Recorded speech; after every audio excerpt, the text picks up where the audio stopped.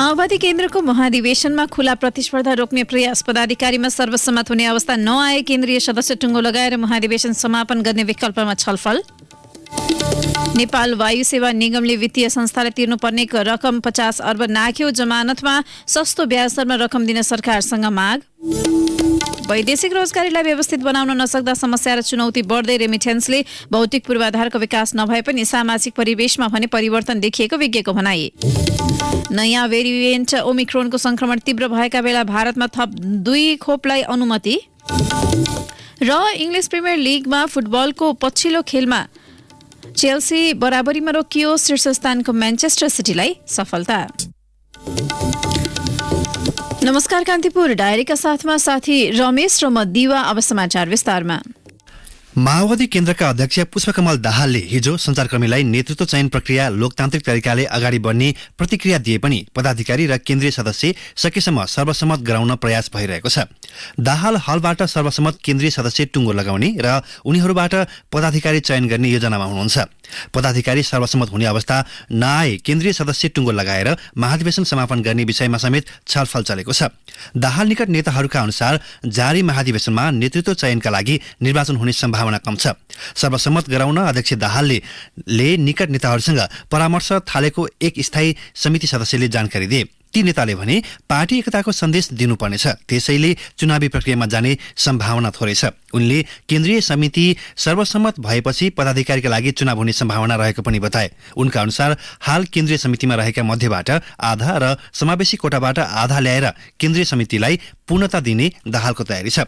युवा नेताहरूले भने सर्वसम्मतका नाममा खुला प्रतिस्पर्धालाई रोक्न नहुने आवाज उठाइरहेका छन्। केन्द्रीय सदस्य दलजित श्रीपालीले अध्यक्ष दाहालको विकल्प नभए पनि अरूका लागि प्रतिस्पर्धा हुनुपर्ने बताउनुभयो।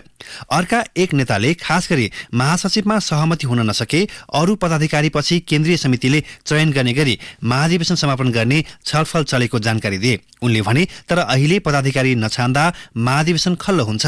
पदाधिकारीमा सहमति नभए चुनावी प्रतिस्पर्धाबाट चयन गर्नुपर्छ। स्थायी समिति बैठकले समावेशी तर्फको कोटा निर्धारणका लागि देव गुरुङ, जनार्दन शर्मा, गिरिराजमणि पोखरेल, शक्ति बस्नेत र विष्णुपुकार श्रेष्ठ रहेको समिति बनाएको छ। समावेशी तर्फको कोटा टुङ्गो लागेपछि व्यक्ति चयनबारे औपचारिक छलफल सुरु हुने एक नेताले बताए। पार्टीको निर्वाचन आयोगले बन्द सत्रमा राजनीतिक प्रतिवेदन र विधान पारित भए लगतै चुनावी प्रक्रिया थाल्ने जनाएको छ। माओवादी केन्द्रको विधानमा अध्यक्ष, वरिष्ठ उपाध्यक्ष, उपाध्यक्ष 6 जना, महासचिव, उपमहासचिव 2 जना, सचिव 3 जना, कोषाध्यक्ष गरी 15 पदाधिकारी प्रस्ताव गरिएको छ। आकांक्षीको संख्या धेरै हुनाले एकातिर पदाधिकारी सर्वसम्मत बनाउन कठिन देखिएको छ भने समावेशी चरित्रको संरचनाका कारण अन्य आकांक्षीको व्यवस्थापन चुनौतीपूर्ण छ। 6 उपाध्यक्षमा नारायण काजी श्रेष्ठ, कृष्ण बहादुर महरा, मातृका यादव, हरिबोल गजुरेल र देव गुरुङ पर्ने सम्भावना छ। महासचिवमा जनार्दन शर्मा र वर्षमान बुनको मुख्य दाबी छ। महासचिवमै पम्फा भूषालको पनि चर्चा छ। 1 जना महासचिव हुँदा अन्य 2 जना उपाध्यक्षमा जान सक्ने स्रोतले जनाएको छ। 2 उपमहासचिव शक्ति बस्नेत, देवेन्द्र पौडेल, लीलामणि पोखरेल, चक्रपाणी खनाल, गिरिराजमणि पोखरेल मध्येबाट हुने सम्भावना छ। उनीहरूमध्ये कतिपयले भने महासचिवमा दाबी गर्दै आएका छन्। सचिवमा केन्द्रीय सदस्य राम कार्के, खगराज भट्ट, हितमान शाक्य, उर्मिला अरियाल, जयपुरी घरती, ओन्सरी घरती लगायतको चर्चा छ। सचिवमा समेटिन नसकेको मध्येबाट 1 जना कोषाध्यक्ष हुने सम्भावना रहेका नेताहरूले बताएका छन्। पदाधिकारीमा दलितबाट पनि प्रतिनिधित्व हुनुपर्ने माग उठेको छ। माओवादी केन्द्रका महाधिवेशनका प्रतिनिधिले शासकीय स्वरूपमा प्रत्यक्ष कार्यकारी राष्ट्रपति प्रणालीको मुद्दा अघि सार्न सुझाव दिएका छन्। अध्यक्ष पुष्पकमल दाहालले प्रस्तुत गरेको राजनीतिक प्रतिवेदनमाथि समूहगत छलफलका क्रममा प्रतिनिधिले पूर्ण समानुपातिक निर्वाचन प्रणालीलाई पार्टीले अगाडि सार्नुपर्नेमा जोड दिएका छन्। प्रतिनिधिहरूले पार्टीले संविधान निर्माणका क्रममा थाँती राखेका मुद्दालाई अगाडि सार्नुपर्ने बेला आएको भन्दै प्रत्यक्ष निर्वाचित राष्ट्रपति र पूर्ण समानुपातिक संसद सम्बन्धी विषयमा सुझाव दिएका छन्।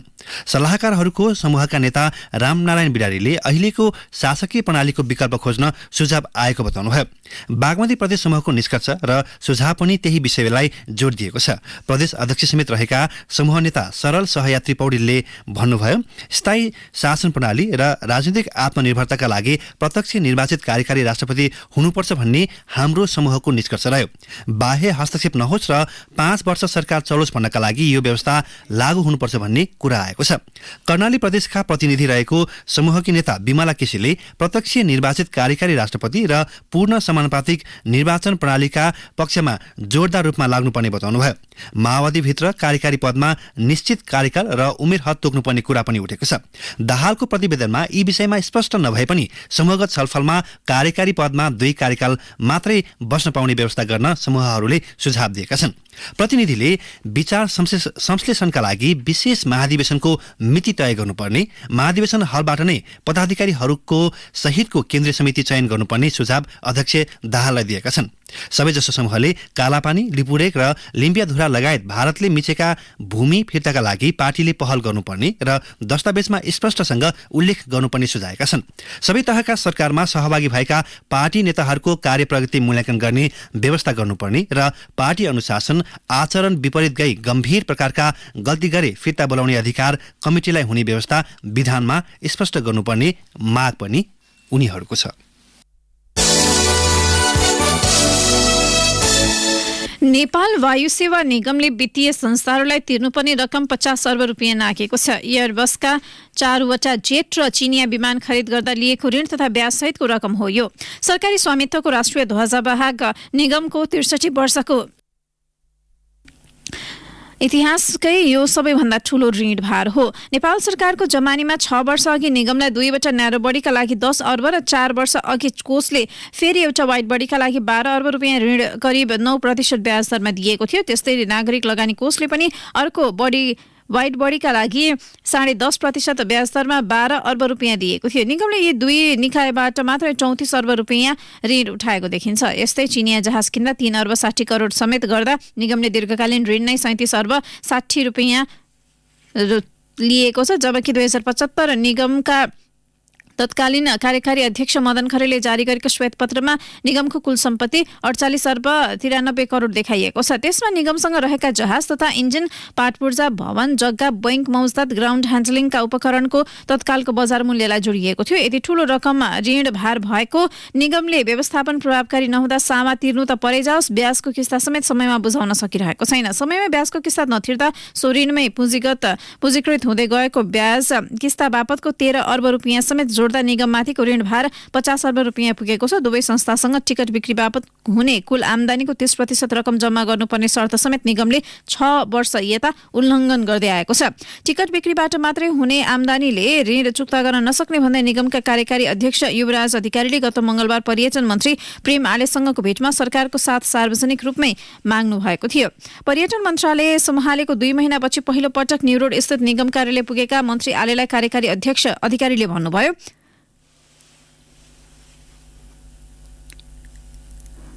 जहाज निकै महँगो भएको छ, किस्ता तिर्न सकिरहेका छैनौं, ब्याज दर महँगो भयो, 9% ब्याज महँगो भयो, सरकारको जमानतमा सस्तो ब्याज दरको पैसा चाहियो। कान्तिपुर डायरीमा अब ब्रेकको पालो। ब्रेकपछि कान्तिपुर डायरीमा अब कान्तिपुर सविस्तारको पालो। कान्तिपुर सविस्तार। कान्तिपुर मिडिया ग्रुपले श्रम गन्तव्य र आर्थिक मन्थन विषयमा अन्तर्क्रिया आयोजना गरेको छ। वैदेशिक रोजगारीमा गएका श्रमिकहरूले पठाएको रेमिटेन्सको भरमा मुलुकको अर्थतन्त्र चलिरहेको अवस्थामा श्रमिकको सम्मान र उनीहरू मार्फत प्राप्त हुने रेमिटेन्सलाई संगठित गर्ने बाटो पहिल्याउन अन्तर्क्रियाको आयोजना गरिएको हो। अन्तर्क्रियामा सरकार र निजी क्षेत्र लगायत सरकारवालाले आफ्नो धारणा राखेका छन्। कार्यक्रममा विदेश जाने अप्ठ्यारो बाटो, रेमिटेन्सको व्यवस्थापन, महिला श्रमिकका मुद्दा तथा गाउँ बसौँ कि फर्किजाउँ जस्ता विषयमा बहस भएको थियो।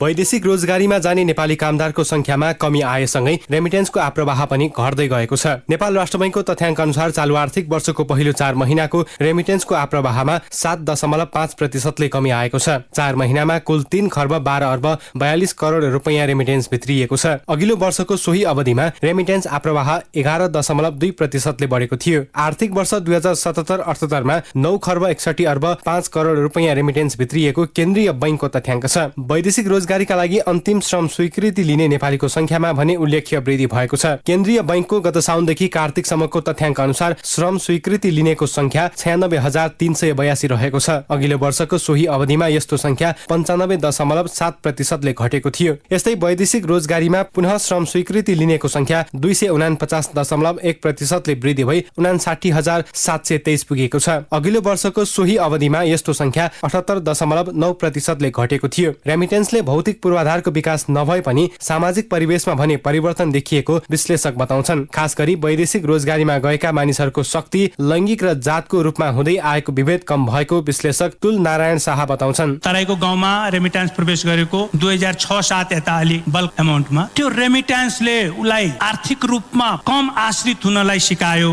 अथवा बनायो, धनी मान्छेसँग अलिकति दूरी राख्न सिकायो भने पावर रिलेसन चेन्ज भएको छ मधेसको समाजमा, जेन्डर रिलेसन चेन्ज भएको छ मधेसको समाजमा, कास्ट रिलेसन चेन्ज भएको छ मधेसको समाजमा र सबैभन्दा राम्रो जुन भएको छ त्यो संरक्षक र संरक्षितको बीचको जुन पुरानो सम्बन्ध थियो अत्यन्त फ्युडल सोसाइटीमा त्यसमा चाहिँ व्यापक परिवर्तन भएको छ। उद्योग वाणिज्य महासंघका वरिष्ठ उपाध्यक्ष चन्द्रप्रसाद ढकाल धेरैभन्दा धेरै रेमिटेन्स औपचारिक माध्यमबाट भित्र्याउन सरकार र राष्ट्र बैंकले विशेष पहल गर्नुपर्ने बताउँछन्। यो लिक्विडिटीको जुन एउटा चाहिँ क्राइसिस भएको चाहिँ अवस्था छ त्यसले चाहिँ वास्तवमा चाहिँ यो रेमिटेन्सलाई अलिकति सेन्ट्रल बैंकको तर्फबाट र गभर्नमेन्टको चाहिँ तर्फबाट पनि केही इन्सेन्टिभ दिएर एउटा फर्मल च्यानलबाट भित्राउनलाई चाहिँ पहल गर्नुपर्ने हो कि भन्ने कुरा चाहिँ अहिले चाहिँ एकदम टटकारो रूपमा चाहिँ देखिएको चाहिँ छ। नेपाली श्रमिकहरू कम तलब भएका भारत, मलेसिया लगायत मुलुकमा काम गरिरहेकाले नयाँ श्रम बजार खोज्न जरुरी रहेको जानकारहरू बताउँछन्। श्रम विज्ञ गणेश गुरुङ विश्व परिवेशमा 14,000 कामदारको देहान्त भइसकेको भन्दै नेपालमा रहेका 54 लाख घरधुरी मध्ये करिब 60% को घरमा रेमिटेन्स भित्रिएको बताउँछन्। यो माइग्रेसन र रेमिटेन्सको यो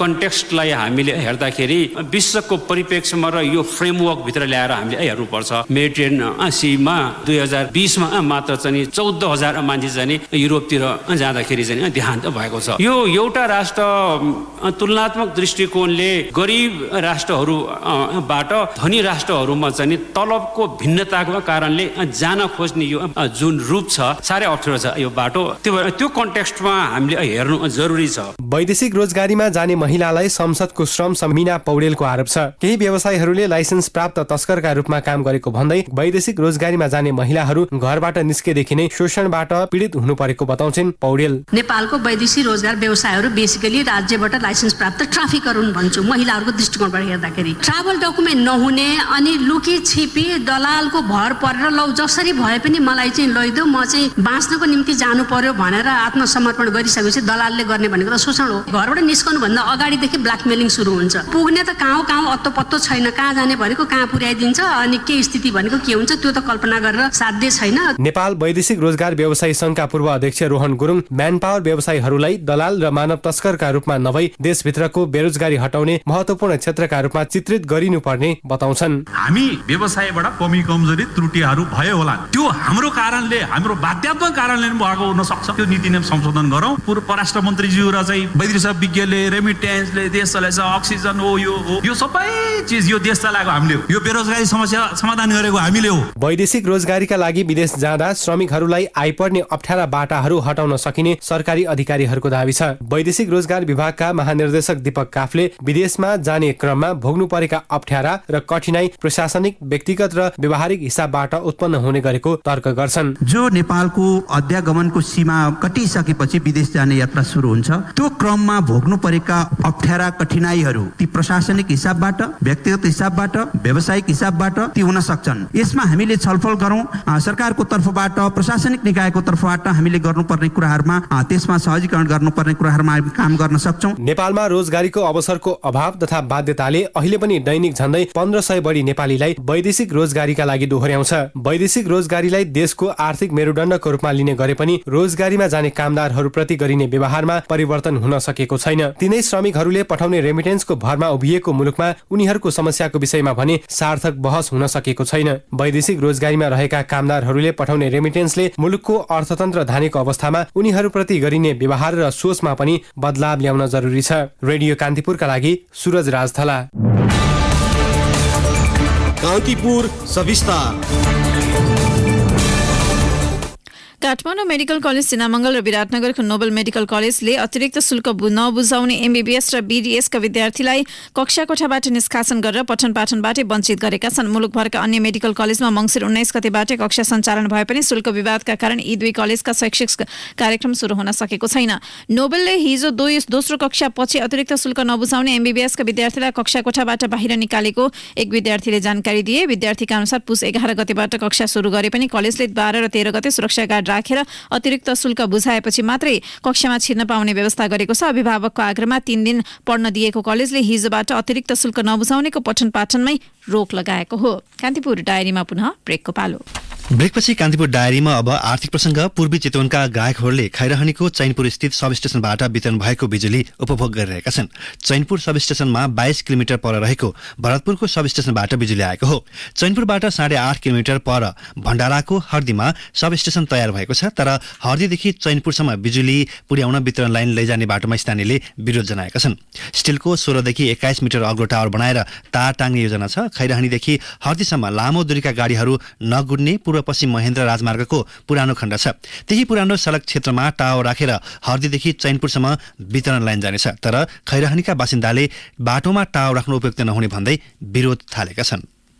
प्रसङ्ग। कोभिड-19 को नयाँ भेरिएन्ट ओमिक्रोनको संक्रमण तीव्र बनिरहेका बेला भारतले 2 नयाँ खोपलाई अनुमति दिएको छ। सिरम इन्स्टिट्युट अफ इन्डियाद्वारा निर्मित कोभ्याक्स र बायोलोजिकल ले बनाएको कोर्बोभ्याक्सलाई आपतकालीन प्रयोगका लागि पनि अनुमति दिइएको छ। पछिल्लो निर्णयसँगै भारत सरकारले मान्यता पाएको कोभिड विरुद्धका खोपको संख्या 8 पुगेको छ। तीमध्ये 3वटा भारतमा बनेका हुन्। भारतीय स्वास्थ्य तथा परिवार कल्याण मन्त्रालयका अनुसार भारतमा 1 अर्ब 43 डोज कोभिड विरुद्धको खोप दिइसकिएको छ। भारतले 2021 को अन्त्यसम्ममा सबै नागरिकलाई खोप दिइसक्ने लक्ष्य लिएको थियो, तर त्यो सम्भव नहुने देखिएको छ। अब खेल प्रसङ्ग। इङ्ग्लिस प्रिमियर लिग फुटबलको पछिल्लो खेलमा शीर्ष स्थानको म्यान्चेस्टर सिटी विजयी भएको छ। तेस्रो स्थानको चेल्सी भने बराबरीको नतिजाको मद्दतमा दोस्रो स्थानमा उक्लिएको छ। शीर्ष स्थानमा रहेको म्यान्चेस्टर सिटीले ब्रेन्टफोर्डलाई 1-0 गोल अन्तरले जित निकालेको हो। फिल फोडेनले 16औं मिनटमा म्यान सिटीका लागि गरेको एकमात्र गोल उसका लागि पर्याप्त भयो। जितसँगै शीर्ष स्थानको म्यान सिटीले 50 अङ्क जोडेको छ। म्यान सिटीले दोस्रो स्थानको चेल्सीसँग 8 अङ्कको दूरी बनाउन सफल भएको छ। तेस्रो स्थानमा रहेको चेल्सीले ब्राइटन एन्ड होभ एल्बियनसँग 1-1 गोलको बराबरी गर्दै अङ्क बाँडेपछि दोस्रो स्थानमा उक्लिएको हो। 42 अङ्क सहित दोस्रो स्थानमा रहेको चेल्सी भन्दा तेस्रो स्थानको लिभरपुलको 1 अङ्क मात्रै कम छ। चेल्सीका लागि रोमेलु लुकाकुले पहिलो हाफमा नै गरेको गोलबाट अग्रता कायम गरे पनि खेलको निर्धारित समयमा सकिएपछि थप गरिएको समयमा ब्राइटनका लागि ड्यानी वेलबेकले गोल गर्दै खेललाई बराबरीमा पुर्याएका हुन्। अब मौसम सम्बन्धी जानकारी। मुलुकभर आज मौसम सामान्य बदली रही खुल्दै जाने जल तथा मौसम पूर्वानुमान महाशाखाले जनाएको छ। साथै उच्च पहाडी तथा हिमाली भूभागका केही स्थानमा हल्का हिमपातको सम्भावना रहेको महाशाखाले जनाएको छ। सूर्योदय बिहान 6:54 भयो भने सूर्यास्त भरे साँझ 5:19 हुनेछ। केही बेर अघि 7 डिग्री सेल्सियस मापन गरिएको काठमाडौँ उपत्यकाको अधिकतम तापक्रम आज 13 डिग्री सेल्सियससम्म पुग्नेछ। अवस्था यसका साथै कान्तिपुर डायरीको बुलेटिन यही सकिन्छ। साथी रमेश र म दिवा बिदा माग्छौँ। नमस्कार।